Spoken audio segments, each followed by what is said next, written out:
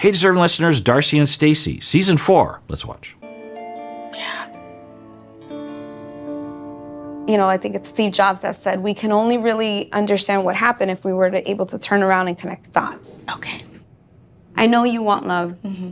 When all these relationships... That's great. So look into the past, and I'm guessing this is a pretty edited conversation, so it's hard to know, but I think this matchmaker is more helpful therapeutically and personality-wise than the therapy session we saw. Now, we saw a very edited version, and it was just one session, so God knows. But those are good things, but I don't know. I have a feeling like that's as far as this is going to go, and it'll just go over Darcy's head, and it's hard to know even what the matchmaker is trying to get across. So, I don't know. It's, I'm discouraged again. Relationships. You turn a blind eye to red flags of theirs. Mm-hmm. And there's one common denominator. What do you think that is? I think it's, I don't know, not me. It's me. Holy mackerel, I did not expect. I was like, it's you, Darcy. They are the common denominator. But in my head, I'm like, there's no way she's going to say that. In fact, I even thought the matchmaker was getting at the common denominator was that they were young or something. And I was about to get all disappointed, but my goodness, me. Now, the worry, though, is that Darcy will fall into a pit of shame when she goes here. This is what she's running from, because she can't tolerate this space of it's me. One of the most glorious places you can be in as a human being is to recognize, I have some unfortunate personality traits. I do this, I do that, I overreact, I misinterpret, I have bad tone with people, I am narcissistic, I'm self-centered sometimes, I don't listen, I don't pay attention to what's happening, I'm just focused on my experience, I prioritize weird things, I don't spend enough time with my friends or my people in my life because I'm too concerned with work. It's one of the most wonderful places is to recognize that and have the self-esteem that you've been often given by other people because they love you and show you that they love you. One of the best places you can be is in that humble place of, there are some serious problems with my personality, but I'm still a good person. And people still love me. And I'm working on it. And I will fail because my imperfections relate to my imperfections, meaning that one of my problems is it's hard for me to work on my problems. It's hard for me to recognize it's a problem. One of the best places you can be is in that humble space, and I'm lovable. You trust. People love me. I'm not going to lose people. They're not going to run away from me. I am a seriously flawed individual, but lovable and secure. And if something doesn't work out, if people leave me, someone else will love me because I'm a lovable person. Why do I think I'm lovable? Well, because the world has proven that I'm lovable. I don't know why I'm lovable, but people love me and I love them, and things tend to work out on average. So I think for Darcy, she doesn't have that second part. And so all she lives in is the shame and the acknowledgement that it's me. And then she falls into a pit of despair, and there's nowhere to go from there. It's just terribleness. And because in order to change, in order to work on something, you have to believe that you're worth salvaging. You know what I mean? Relationships. You turn a blind eye to red flags of theirs. Mm-hmm. And there's one common denominator. What do you think that is? I think it's, I don't know, not me. It's me. Me letting them in when I should know better. These breakups happen, I feel so adamant that I'm going to stick to my guns, and then it's just like... Oh, I take it all back. God damn it.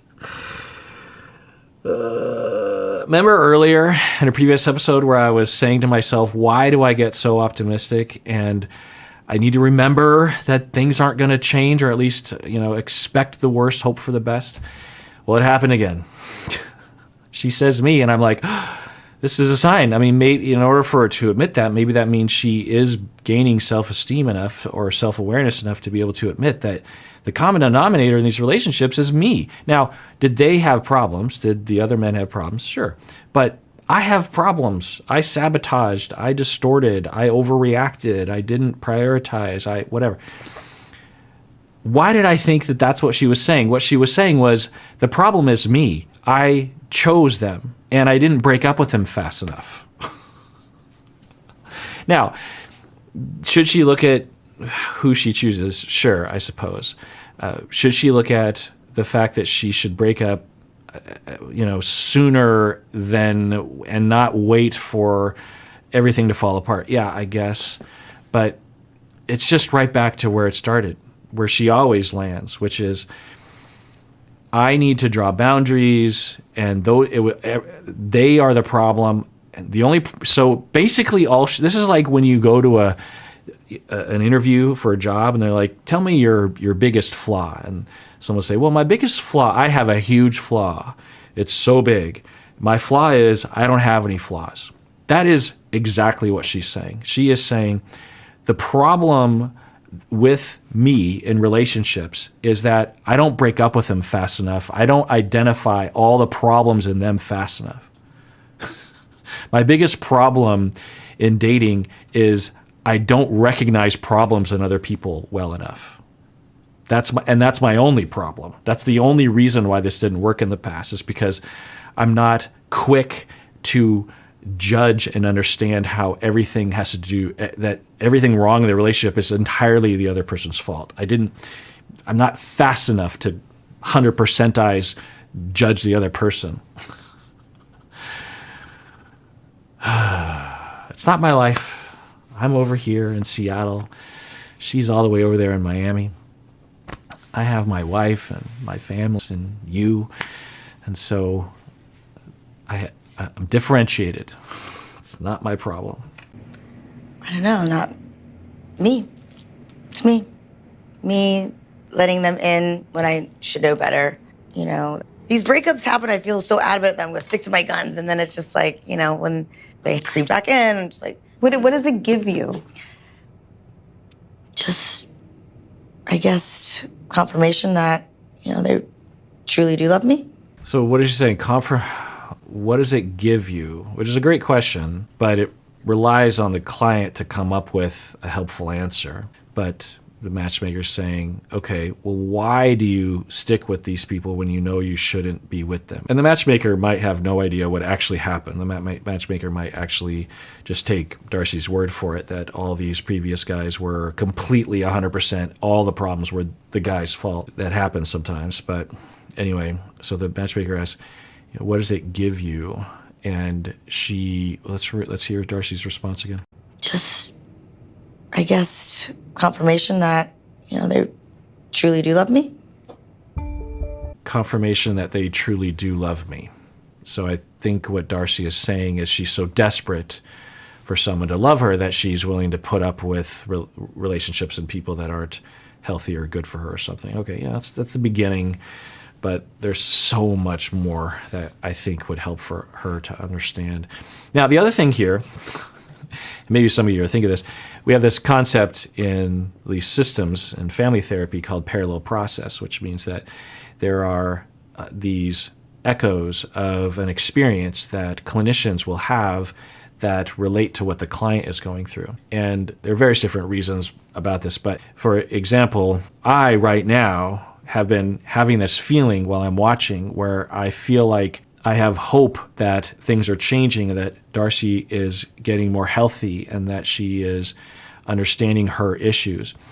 And then the rug is pulled out from underneath me.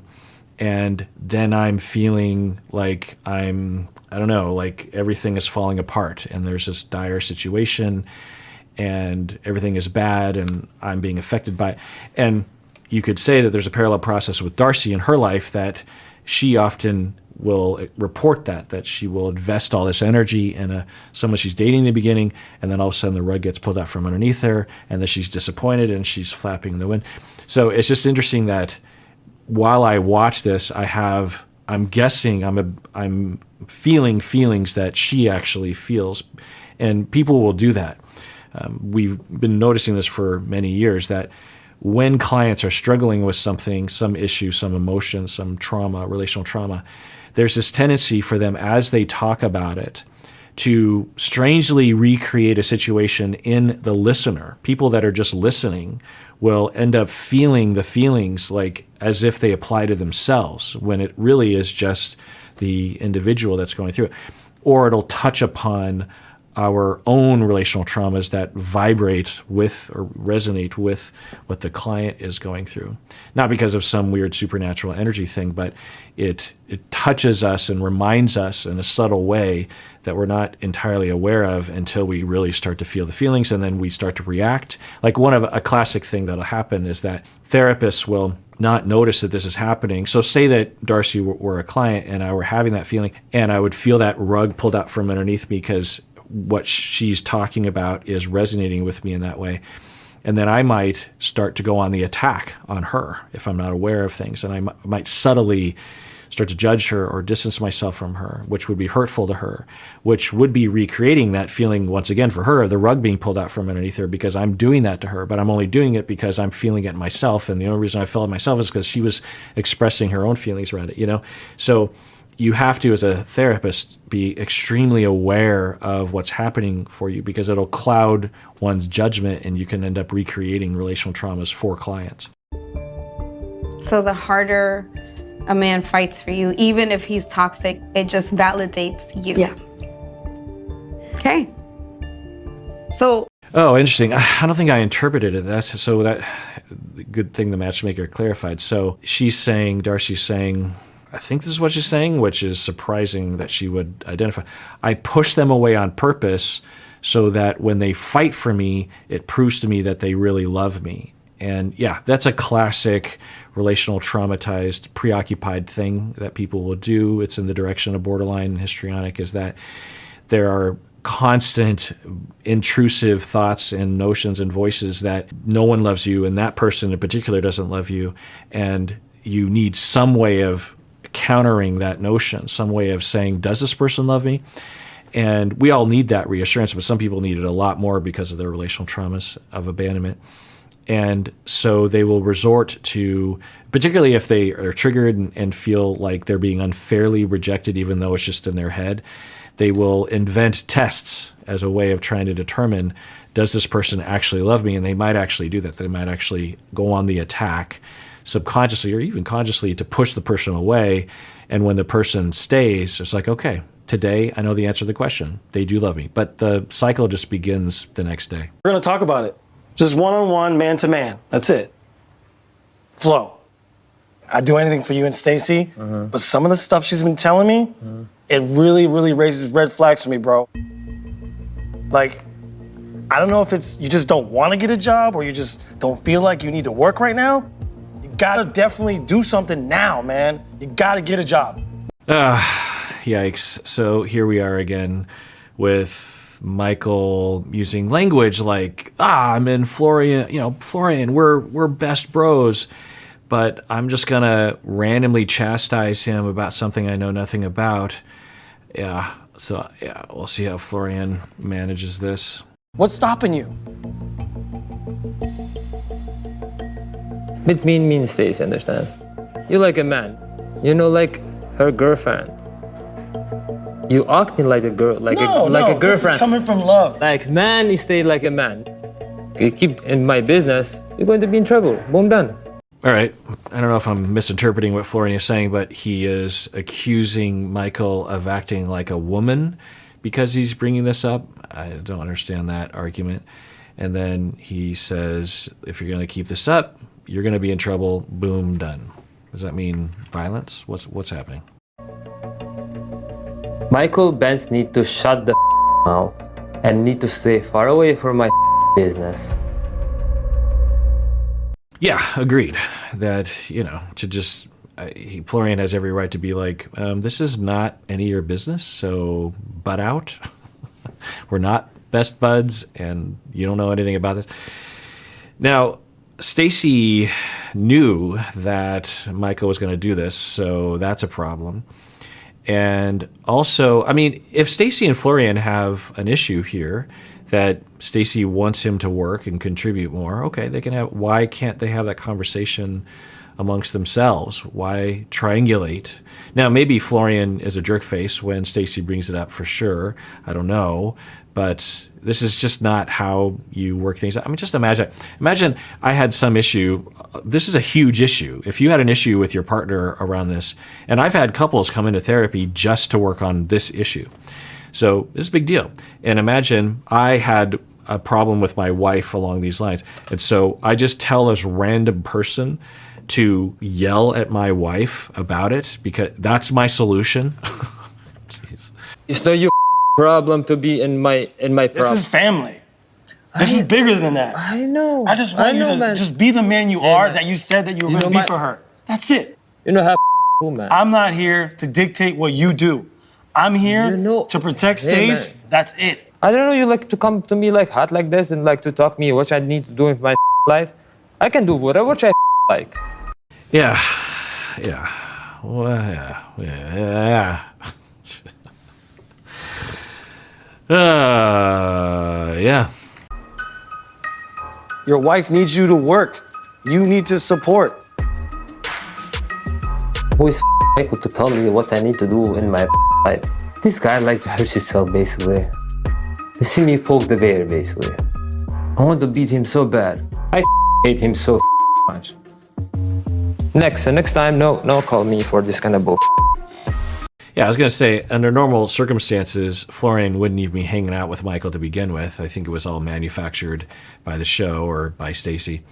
And I was thinking, under normal circumstances, the person in Florian's position would be like, okay, thanks, and then just drift away and never talk to him again. All right, well, that does it for that episode. Everyone out there, please take care of yourself because you deserve it. You really, really do.